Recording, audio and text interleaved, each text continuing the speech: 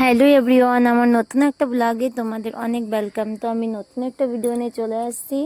গ্রামের বাড়িতে আছি, দেখতেই পাচ্ছ সবাই। আর একটা জানোই আমি গ্রামের বাড়িতেই ফিলহাল কিছু দিনের জন্যই থাকবো।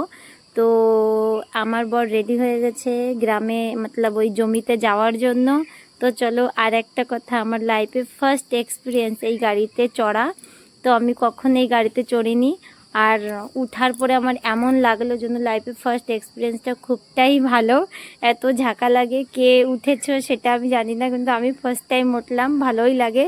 অনেকটাই ভয় লাগে, শক্ত করে বসেছিলাম যে পড়ে না যায়। তো ফাইনালি চলে আসি জমির ভিতরে। তো দেখো চারিপাশটা কত সুন্দর, মানে এত সুন্দর হরা ভরা। আর এখন তো অনেকটাই গরমের টাইম, কিন্তু বর্ষার সিজনটা অনেক জলদি চলে আসলো, যার জন্য আমাদের ভুট্টা এখনও পর্যন্ত ভাঙা হয়নি। তো সব বাচ্চাদের নিয়ে আমাদের অল ফ্যামিলিটাই চলে আসলাম, শুধু বাড়িতে বাবুই ছিল।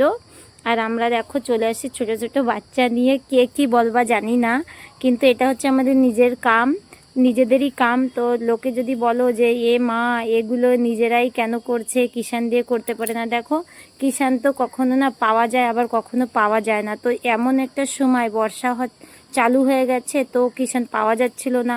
বলছে কাল আসবো, আজ আসবো, বলতে বলতে 2 দিন হয়ে গেল। তো ভাবলাম চলো নিজেরাই কিছুটা ভেঙে দিই, কিন্তু আমরা অত একটা পারি না, যেটুকু পারি মানে নিজেরা ততটুক চেষ্টা করি ভাঙার জন্য। নিজেদের কাম করলে আমাদের কখনো মানে খারাপ লাগে না।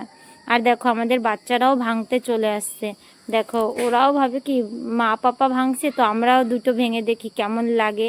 বা ওদের ফার্স্ট এক্সপিরিয়েন্স, বাচ্চাদের সবসময় হাসি খুশি থাকলেই বেশি ভালো লাগে, অনেকটাই কষ্টেরও কাম না।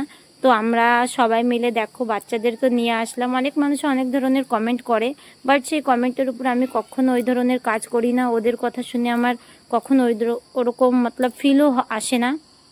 তো এই ভিডিওতে না তোমাদের একটা কথা বলি, দেখো এই যে আমার মেয়ে, ওই যে দেখতেই পাচ্ছ ওই যে যে ফলটা ওগুলো পারবে। তো বলে আমরা দুজন তো ছোট, পারতে পারবো না। তো দাদা তুমি শুয়ে পড়ো, তোমার উপরে দাঁড়ায় আমি ওই গাছের পাতাগুলো ধরে ফলটা পাড়েনি।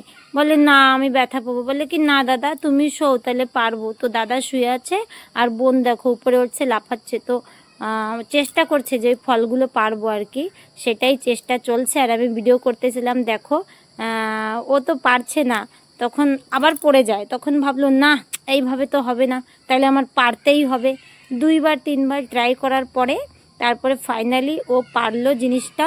আর যদি আমার ভিডিও তোমাদের ভালো লাগে তো লাইক কমেন্ট শেয়ার করে দিও।